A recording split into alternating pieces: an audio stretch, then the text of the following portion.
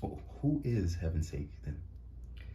Heavensake is my artist name. Okay. Sake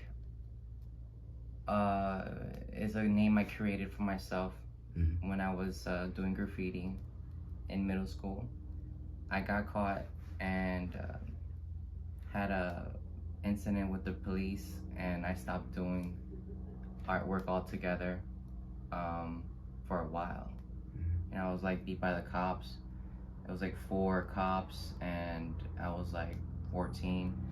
And they beat the shit out of me, tasered me in the back of the neck and everything. And you know, like a crazy part about that is that a month later, rest in peace, Rifa, is a peer of mine who went to the same school as I did, who was tasered by a cop because he was doing graffiti, and he actually passed away.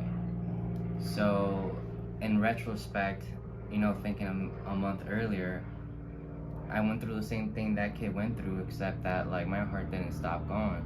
Yeah. It continued, and it gave me a new discovered profound appreciation for the extenuation of my life I feel now.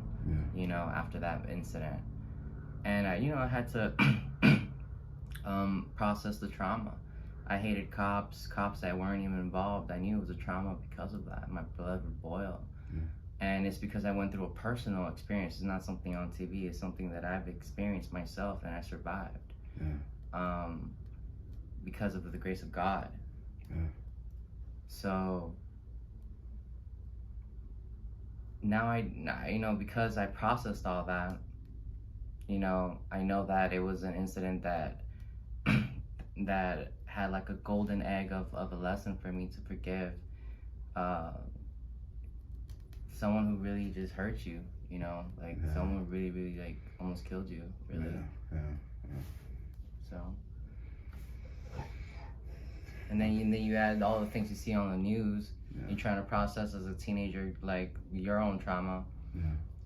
You know, so I'm grateful that I survived and I live to tell the story. Forgiveness. You know. My condolences, man. I've never been in that situation, but there's been moments where I've come close, just because I was driving. And you know, you get stopped over and you start freaking out. You know what I'm saying? So I can't say I understand your fear completely, but I understand that starting when it's starting, you know, that feeling of just like, okay, what's about to happen? So I'm sorry, bro. Like that's messed up. Yeah, and you know, my mom not knowing English, she brought me to the police station the next day, my face all bruised up and things like this, saying, what did you do this? What, like, who did this or whatever? And the cop, the captain or whatever came out and says, you know, he's lucky he didn't get bit by the dog or shot. Wow. You know, and this is being told to my mother. You know, so that was a lot to process, to understand that these guys almost try to kill me and they're here to protect me, and they treat my mom like third world trash. So I started to really like to understand the boundaries that had to be set, and you know, like process the trust issues that were accruing, you know, because the illusion is that that, you know, whatever creates hate, I know is an illusion. So I know there's a lesson in this, and it was to forgive them. And I feel like I did a great job, you know.